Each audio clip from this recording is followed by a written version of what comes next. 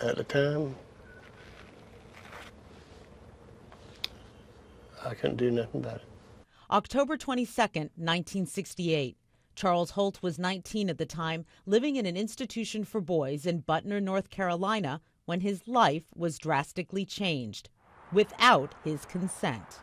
They sent me to Rex Hospital, and then they just pushed me in a room and just gave me some kind of gas. I just went off to sleep. Then when I woke up from it, I noticed something was wrong, and then they told me what they'd done, and I wasn't a happy camper. What they had done was surgery, a vasectomy to make him sterile. But why? It turns out the order came from the state, which said he was feeble-minded and unworthy of having children. I want to be out to be just like any other young man, to try to have a family and had some kids that I could call my own, but it didn't happen that way. Charles Holt wasn't alone. In fact, his story is only one representing a shameful chapter in American history. From 1907 through the 1970s, more than 60,000 Americans were sterilized because they had, quote, unfit human traits. It was called eugenics.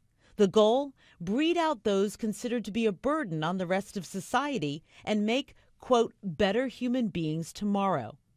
33 states had eugenics programs at one time or another, supported by some of the nation's most respected doctors and social workers.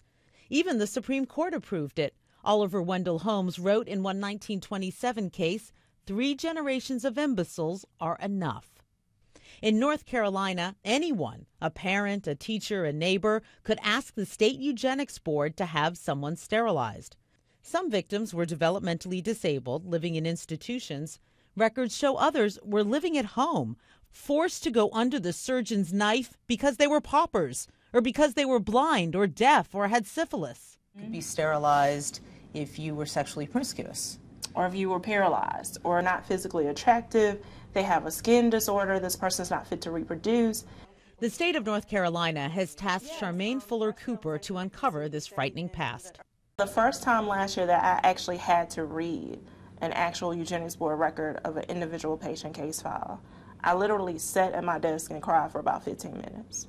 Her research shows about 7,600 people in North Carolina were sterilized. Procedures here continued into the 1970s, well after many states had stopped, so it's estimated about 2,000 victims are still alive. In later years, the focus targeted women on welfare, many of whom were African American. North Carolina has become the only state to take steps to compensate victims. For nearly 10 years, the state legislature has written reports, submitted bills, even heard testimony from victims. I wouldn't have mind having me a daughter, maybe 2, maybe 3. The state need to award us, because we got to carry on. But so far, these victims have received nothing more than apologies from Governor Bev Perdue.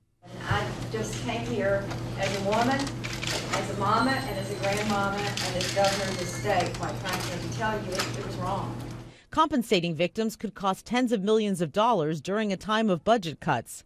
State legislators, like Representative Ruth Samuelson, are worried about money. We had to set priorities, things like, do we compensate eugenics victims or do we put classroom teachers in place? We had to make choices. Is it possible these victims will, in the end, walk away with nothing? That is a possibility if we don't have legislators who are willing to stand up for the victims.